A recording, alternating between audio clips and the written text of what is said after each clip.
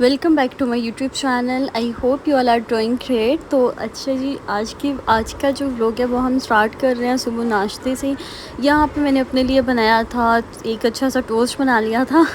मतलब सुबह नाश्ते में मैं खाती हूँ ब्राउन ब्रेड, और ब्राउन ब्रेड के साथ मैं चाय वगैरह ले लेती हूँ, और यही मेरा ज़्यादातर ब्रेकफास्ट होता है।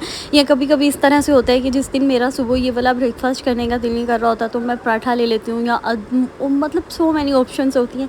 अब आहिस्ता आहिस्ता जब आप मेरे साथ ज्वाइन हो जाएंगे तो फिर आपके साथ अक्सर शेयर करती रहूँगी। तो यहाँ पे उसके बाद यहाँ पे मैं बना रही थी केक, और आपको पता है सब लोग ओवन में केक बनाते हैं, तो मैं भी सोच रही थी इसमें ओवन में केक बना के देखती हूँ। ओवन में नहीं, माइक्रोवेव ओवन में। एक तो सिंपल ओवन होता है, एक माइक्रोवेव ओवन होता है, तो उसमें बनाने लगी थी। अच्छा जी, आप सबसे पहले यहाँ पर मैंने 1 कप मैदा ले लिया था, उसमें मैंने 1 कप चीनी ऐड कर दी थी। पिसी हुई चीनी यूज़ करेंगे, कभी भी हमने केक बनाने के लिए दूसरे वाली चीनी यूज़ नहीं करनी होती, पिसी हुई चीनी इसमें ऐड कर देंगे। साथ ही में इसमें हम 2 एग्स ऐड कर देंगे। एक स्मॉल चाय का कप मैंने लिया था, इसमें क्वांटिटी मेजर करने के लिए, या 250 ग्राम्स का जो कप होता है आप वो यूज़ कर सकते हैं।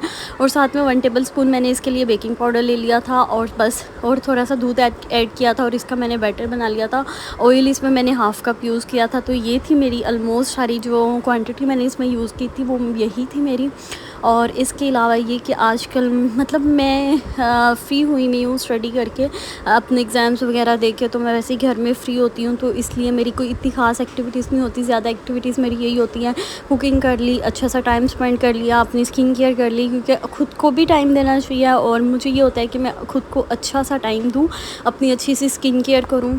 और डेली बेसिस पे स्किन केयर कर करके मैंने अपनी एक रूटीन बना लिया, और अब तो मुझे इतना मज़ा आता है स्किन केयर करने में। मतलब एक थेरेपी बन गई हुई है। जब तक मैं स्किन केयर नहीं कर लेती मुझे तो सुकून ही नहीं मिलता। मैंने इस तरह से डिफरेंट तरह के मास्क बनाए हुए हैं, और बना के मैंने अलग अलग रखे हुए हैं। कुछ इस तरह से रखे हैं, किसी में मैंने बेसन का मास्क बना के रखा हुआ है, कभी राइस मास्क, कभी एलमंड मास्क। इस तरह से मैं डिफरेंट चीज़ें ट्राई करती रहती हूँ, अपना क्वालिटी टाइम स्पेंड करती रहती हूँ, साथ साथ कुकिंग करती रहती हूँ। और ख़ुद को हमेशा बिज़ी रखना चाहिए, कभी भी इंसान को खुद को फ्री नहीं रखना चाहिए। सबसे पहली बात ये कि जब आप फारिग होते हैं ना, तो आपका जो दिमाग होता है वो शैतान का घर बन जाता है। आप सोचते हैं, सोच के आप अपनी हेल्थ ख़राब करते हैं। आप जिसमें नेगेटिविटी भी होती है, पॉजिटिविटी भी होती है, क्योंकि नेगेटिविटी पॉजिटिविटी दोनों चीज़ें साथ साथ होती हैं, तो आपके माइंड में दोनों चीज़ें चल रही होती हैं। कभी आप अच्छा सोच रहे होते हो, कभी आप बुरा सोच रहे होते हो। तो मुझे लगता है कि जब हम फारिग रहते हैं तो हमारी जो एनर्जी है, वो जो हमारी पॉजिटिव एनर्जी है, वो काफ़ी ज़्यादा इम्पैक्ट हो रही होती है, और इससे हम बहुत ज़्यादा डाउन फील कर रहे होते हैं, और ख़ुद को अच्छा टाइम भी नहीं दे पाते। तो इसलिए मैंने अपनी एक्टिविटीज़ रखी हुई हैं। नमाज़ें मैं पढ़ती हूँ, नमाज़ मैं बिल्कुल भी नहीं छोड़ती, और अक्सर ऐसे होता है कि मेरे से सुबह फजर की नमाज़ छूट जाती है, जो कि बिल्कुल भी नहीं छूटनी चाहिए। लेकिन अक्सर ऐसे होता है कि मैं बहुत ज़्यादा लेज़ी हो जाती हूँ, और फिर कभी कभी मैं ज़िद कर लेती हूँ कि मैंने नहीं उठना, क्योंकि मेरी मामा तो 5 वक़्त की नमाज़ें पढ़ती हैं, तो वो तो मुझे लाज़मी उठाती हैं कि तुमने लाज़मी उठना है। और जो ये वाला केक है इतना अच्छा नहीं बना था, क्योंकि ये इतना ज़्यादा सॉफ्ट नहीं था।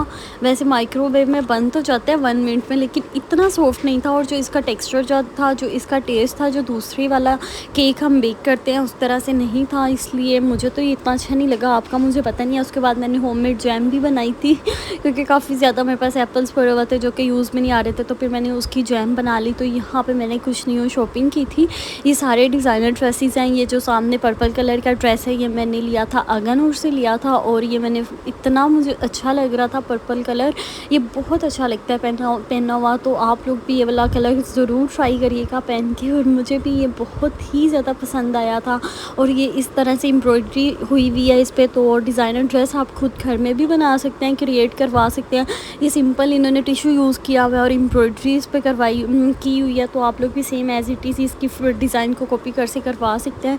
तो मैं बस आपको आइडियाज़ देने के लिए दिखा रही हूँ कि ये किस तरह से बना हुआ है। इसका दुपट्टा भी इन्होंने एम्ब्रॉयडरी की हुई थी, लेसिस लगी हुई हैं, तो दोनों चीज़ों को कंबाइन करके इन्होंने बनाया हुआ है।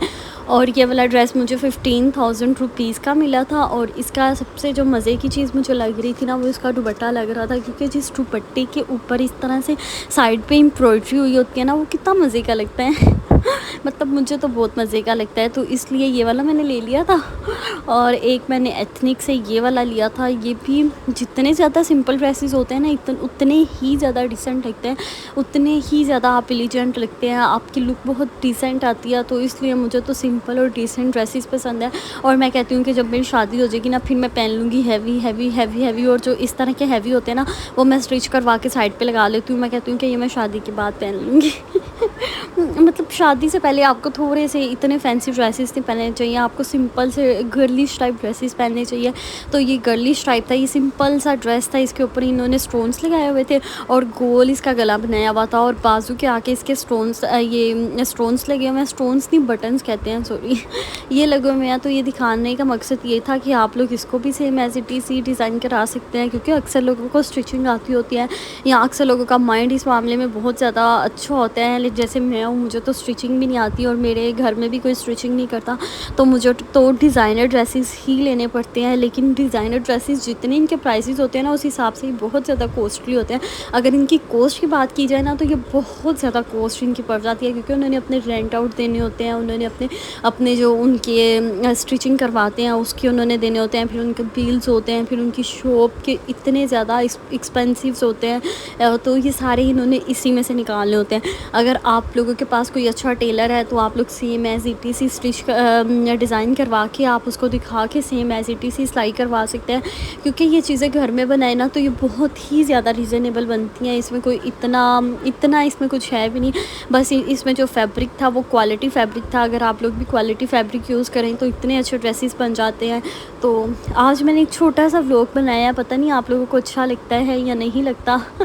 और साथ में इन्होंने इसके पेप्लम दिया हुआ था और पेप्लम पहना हुआ बहुत ही अच्छा लगता है। और आज का व्लॉग मैंने छोटा सा बना दिया था, क्योंकि आज मेरा दिल नहीं कर रहा था व्लॉग बनाने का। डेली बेसिस पे व्लॉग बनाना बहुत मुश्किल होता है और डेली बेसिस पे इंसान को सोचना पड़ता है कि आज हमने क्या बनाना है, आज हमने क्या करना है। तो आहिस्ता आहिस्ता मैं अपना टाइम टेबल भी सेट कर लूँगी, फिर आपके साथ मैं सारी चीज़ें A to Z शेयर किया करूँगी। क्योंकि फ़िलहाल तो मैं एक एफ़र्ट करती हूँ, तो पता नहीं आप लोगों को मेरी एफ़र्ट अच्छी लगती है या नहीं लगती। तो एक ये वाला पेज कलर का भी मैंने ड्रेस लिया था। आई होप कि आपको आज की वीडियो पसंद आई होगी। अगर आपको वीडियो पसंद आए तो जल्दी से चैनल को सब्सक्राइब कर दें, लाइक कर दें। अल्लाह हाफ़िज़।